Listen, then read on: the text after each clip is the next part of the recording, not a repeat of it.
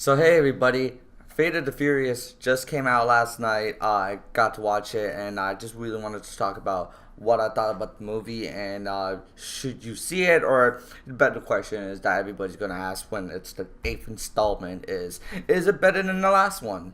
I'll just tell you straight up, I really like Fate of the Furious. It's honestly not the best Furious movie. It's to my opinion, is a lot better than Seven. Although people really like Seven, and that's cool. You're entitled to your own movie, but I think that Six is by far the best Fast and Furious movie out there.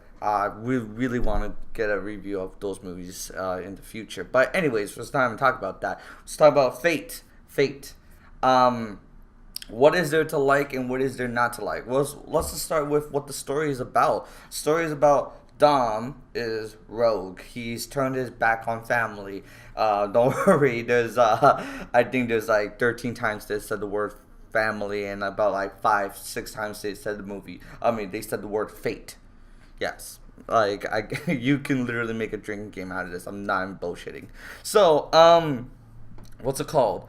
So Dom has turned rogue. Why is he rogue? Like, what do they have on him? Are they holding Brian captive or Mia? Well, I'm not gonna tell you that because you will have to watch the movie. No spoilers on this review. But I will say that this is it's a lot better than I imagined. Yeah, it's a lot. It actually caught me a little bit by surprise. It's a bit of, I guess you can say, a plot twist. No, not really. No, it's not a plot twist, but it's the reveal. Yes, the reveal is something that what's the word I'm looking for? It shocked me a little bit, but and I thought it was a good reason for him to be rogue and understanding where this movie really goes at the end. So, with that already said, how is the villain? Charlize Theron is phenomenal. She is beautiful. She is cold. She is, cold hearted. She's just an awful human being, and like the things that she does like in this movie, I think it makes her the best villain in this series that spanned over 7 movies, you know. She is definitely the best villain. She doesn't have to throw a punch or a kick or anything like that. She just is menacing by herself, as she is beautiful. I'm sorry, I can't get away from calling Charlize Theron beautiful. Anyways, so how does this movie really meshed out with the actions? Well, the action set pieces, especially in the scenes in New York and what's it called, in Russia. They're phenomenal. They're really, again, like with this movie, you have to suspend your disbelief on this. Like, come on, like with all this, like with what all the things they have done, like with like holding a bank vault, Dom jumping off cars and catching, what's it called, his Letty, like in midair, Vin Diesel cracking the fucking city with his foot. I know they shot a missile. I know, but still, the all that stuff that you saw in Seven, and then how more can you expand on the crazy things that they do? They end up doing it. Like, I think they really amped up the action. Ben Diesel is actually pretty good in this movie. I give it that. Ben Diesel had a lot of scenes where, well, not well, in one particular scene that he showed off a bit of his acting chops that we have not seen since what, A Man Apart. So good on him. Honestly, I thought that scene was a really emotional scene. So I give props to Vin Diesel. He's not just this muscle bound guy that just says family all the time. Oh wait, he does. Anyways, I don't know like how to really say what are bad things or anything like that. Again, it's a movie that you have to suspend your disbelief. So if you see something like, well, that's not realistic, or that's not thing, like you can't even critique that, because it's all part of the fun. That's what these movies are there. I'm here to shove popcorn in my mouth, and that's about it. Some of the jokes did not land as much as I as much as the other movies do. I didn't.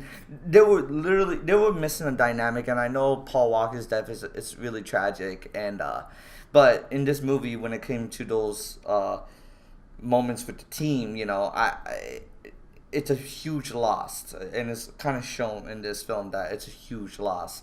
So, Ludacris, Tyrese, they do their usual shtick, and Jason Statham and The Rock have I think the most impressive quips in terms of like getting each other's skins and whatnot. Their prison scene, and it's in the trailer, is actually shot really quick pace, by the way, and I really hate that type of thing. But with a franchise like this, it just works. I feel like every other issue I have with other movies, I would talk about, but for some reason the Fast and Furious franchise just gets a pass in terms of this, because that's just what they are. They're just there to have good fun. That's why people pay to watch them. That's why I keep going to this franchise, because they've gotten better ever since 3. I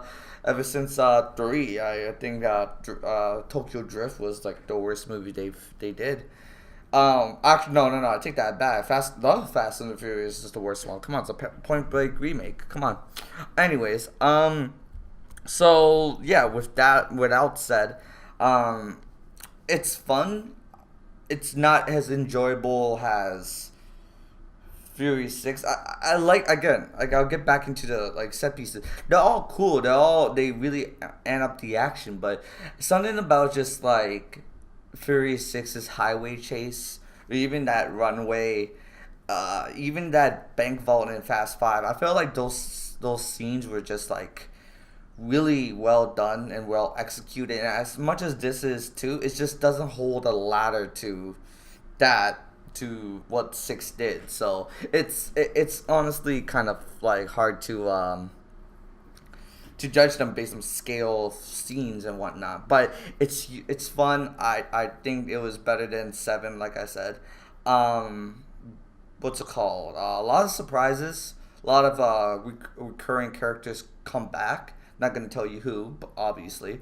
So and again, we have a really good villain that kind of ties it in all together in terms of all the movies that of the recent movies from 5, 6, 7, and 8. It just all kind of ties into each other. So I will give this a 3.5. I don't think that's a bad score. I think that's a decent recommendation. If you've seen all these Fast and Furious movies, if you've seen all of them, then obviously watch this one. It's a welcome addition, and I think F. Gary Gray did a good job. Again, there's a lot of slow motion shots in this film, so he really had fun with this. I can tell. So, yeah, 3.5. Just go watch it if you have not watched a Fast and Furious movie. I will say, if you just jump on this, you will get a little bit lost. I mean, they kind of do some sort of things to the past to kind of to bring new viewers in, but at this point, 8th movie, you gotta sit down and watch some Fast and Furious movies. You know what? Do this. Watch the first one. As much as I don't like that movie, skip 2, skip 3. That's not necessary. Go to 4, and then from there, just continue. That's all I'm gonna say. So, thank you for listening to me.